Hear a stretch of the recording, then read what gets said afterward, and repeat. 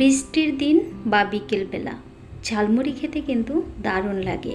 আর ঝালমুড়ির মশলা ছাড়াই কিভাবে সবচেয়ে মজাদার করে ঝালমুড়ি মাখানো যায় সেটাই আমি আপনাদের সাথে আজকে শেয়ার করব।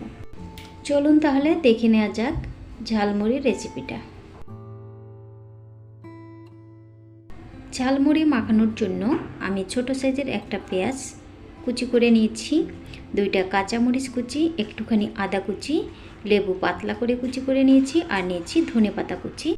যদি মুড়ি বেশি পরিমাণে মাখাতে চান সেক্ষেত্রে কিন্তু সব কিছুর পরিমাণ একটু বাড়িয়ে নিতে হবে।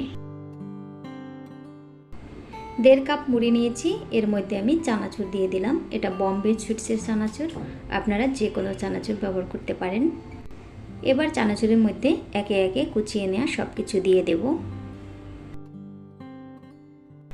এই মুড়ি মাখানোতে আমি শসা বা টমেটো কোনোটাই ব্যবহার করছি না, তবে আপনারা চাইলে কিন্তু দিতে পারেন।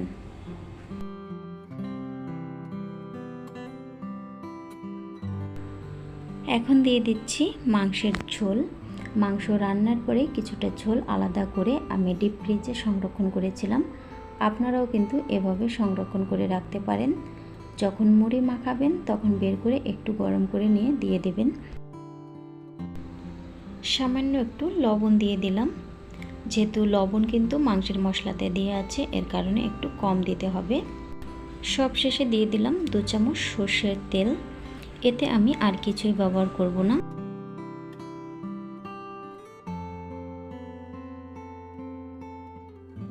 ঝালমুড়ি একদম রেডি। আপনারা এভাবে একবার ঝালমুড়ি বানিয়ে খেয়ে দেখবেন, দারুণ টেস্ট হয় খেতে। আমার রেসিপিটি আপনাদের কাছে কেমন লাগলো প্লিজ কমেন্ট করে জানাবেন। চ্যানেলে নতুন হয়ে থাকলে চ্যানেলটি সাবস্ক্রাইব করার অনুরোধ রইল, আর পাশে থাকা বেল আইকন প্রেস করে অল করে রাখবেন, যাতে পরবর্তীতে কোনো ভিডিও আপলোড করলে তার নোটিফিকেশন সঙ্গে সঙ্গে পেয়ে যান। সবাই অনেক ভালো থাকবেন, সুস্থ থাকবেন। আজকের মতো বিদায় নিচ্ছি।